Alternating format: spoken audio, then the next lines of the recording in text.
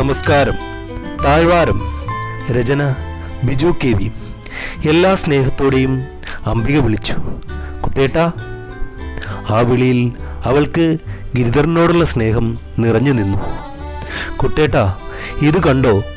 മുറുക്കാൻ ചെല്ലുമ്പോഴുള്ള ഒരു ചെപ്പ് ചൂണ്ടിക്കാട്ടി അംബിക തുടർന്നു. ഇതാണെൻ്റെ ജീവൻ. ഇതില്ലാതായാൽ ഞാൻ മരിക്കും. ഇത് ഞാൻ അപ്പൂനെ കൊണ്ടുപോലും തൊടിക്കാറില്ല. ഗിരിധർ മെല്ലെ അംബികയുടെ അടുത്തേക്ക് ചെന്നു.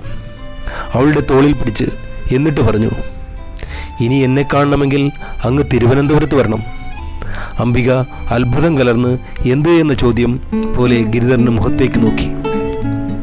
അംബികയുടെ കീഴ്ത്താടിയിൽ പിടിച്ച് അല്പം പൊന്തിച്ച് ഗിരിധർ പറഞ്ഞു, എനിക്ക് ജോലി കിട്ടി.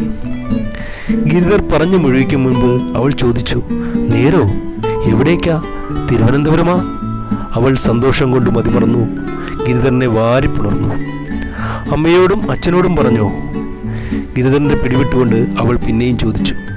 ഉമ്മെന്ന് പറഞ്ഞുകൊണ്ട് ഗിരിധർ അംബികയെ ചുംബിക്കാനൊരുങ്ങി. അവൾ കുസൃതി ചിരിയോടെ അകത്തെ ഹാളിലേക്ക് ഓടി. നിക്കടി പെണ്ണേ എന്ന് പറഞ്ഞ് ഗിരിധറും പിറകെ കൂടി. ചിത്രപ്പണികൾ കൊണ്ട് അലങ്കാരം ചെയ്ത ഹാളിലെ ഭിത്തിയിൽ ഗിരിധർ അംബികയെ പിടിച്ചു നിർത്തി.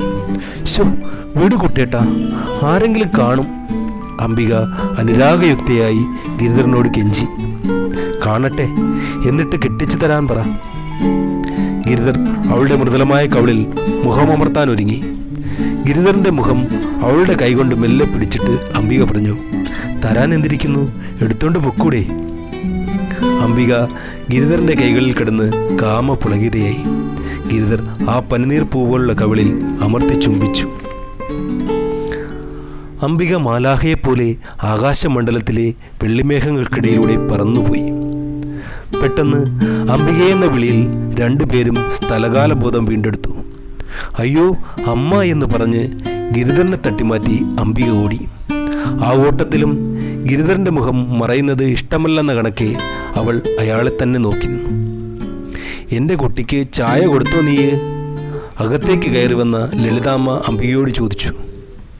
ഇത് കേട്ട് പുറകെ കയറി വന്ന പപ്പുമാഷ് പറഞ്ഞു, അതെങ്ങനാ, രണ്ടുപേരും സന്തോഷം പങ്കുവെച്ച് തീരണ്ടേ? ചെറിയ കാര്യമാണോ നടന്നത്? എങ്കിൽ ഞാൻ ചായ എടുക്കാം എന്ന് പറഞ്ഞുകൊണ്ട് ലളിതാമ്മ അടുക്കളയിലേക്ക് പോയി. ഹാ ഗിരി, നാളെയാണ് നിന്റെ ടീച്ചറിൻ്റെ അധ്യാപകം തുടങ്ങുന്നത്.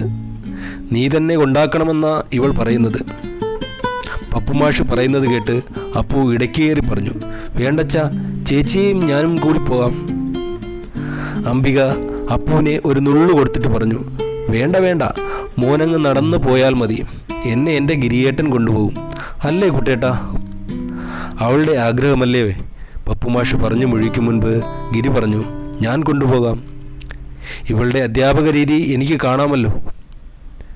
ഇത് കേട്ട് പപ്പുമാഷ് അകത്തെ റൂമിലേക്ക് കയറിപ്പോയി. അപ്പോൾ അംബിക ഗിരിയോട് പറഞ്ഞു, ദേ, സ്കൂളിൽ വരുന്നതൊക്കെ കൊള്ളാം.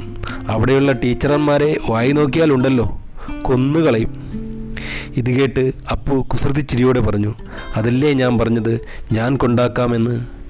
ഗിരി അപ്പുവിനെ അടിക്കാൻ കയ്യൂങ്ങി.